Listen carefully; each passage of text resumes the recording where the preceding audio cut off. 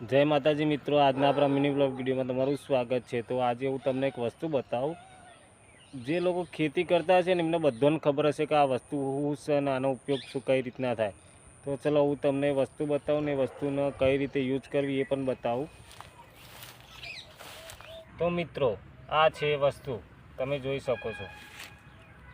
તો આનો ઉપયોગ કઈ રીતે કરવો અને શેના માટે થાય તમે આ વિડીયોમાં લાસ્ટ સુધી બને રહેજો। તમને કહું પહેલાં તો જે આ ડાળખી આવે ને એના ઉપરથી થોડી તોડી લેવી,